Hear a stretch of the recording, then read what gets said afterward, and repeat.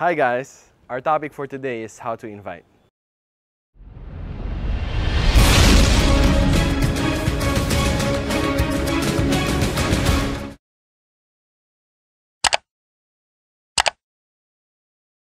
This is one of the basics in building our networking business.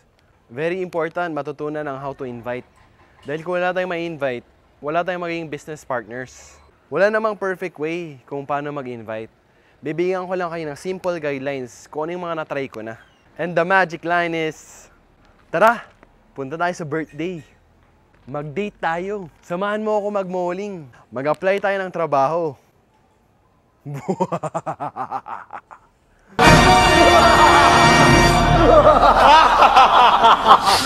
Joke lang. I highly suggest that you do not use lies or deceit when inviting your prospects. Kasi malamang, pagdating nila sa orientation office ng networking nyo, mababad trip sila dahil niloko nyo sila.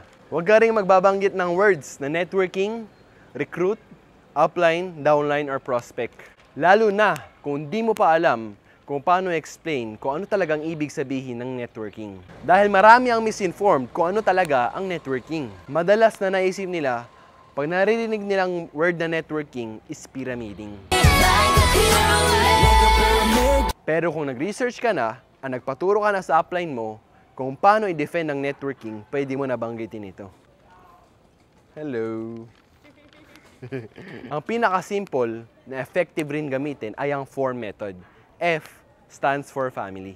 Kamustahin mo muna yung pamilya nila, yung magulang niya, kung ano yung ginagawa, kung ano yung trabaho. Importante rin na malaman mo kung meron siyang kapatid na babae na maganda.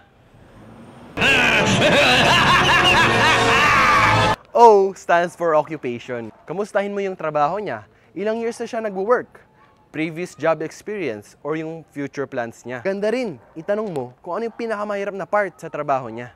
R stands for recreation. Kamustahin mo kung napanood niya na yung latest blockbuster sa sine. Usually, ang sasabihin nila, walang budget or walang time dahil busy sa work. Tanungin mo rin kung ano ang hobbies niya or saan huling nagbakasyon kasama ang family. M stands for message. Matapos mo siyang tanungin ng mga bagay-bagay sa buhay niya, by now, nakwento niya na sa'yo yung mga current challenges sa buhay niya. So, ang maganda mong gawin ay tanungin siya. Kung mabibigyan ka ng pagkakataon na kumita ng 5 to 10,000 extra income, part-time lang, monthly, kahit may trabaho siya, magugustuhan niya kaya? Malamang, matapos niya sabihin sa'yo lahat ng challenges niya sa work, ay mag-oo siya pag tinanong mo siya kung gusto niya ng extra income. Then invite mo na siya sa orientation niyo. Marami pa pong ways sa pag-invite, pero yung basics po muna ang tinuro ko. Please, like and subscribe kung nakatulong po. Pwede rin po kayo mag-comment sa baba kung may mabibigay po kayong tips na maganda para sa ating mga viewers. Thank you for watching and God bless.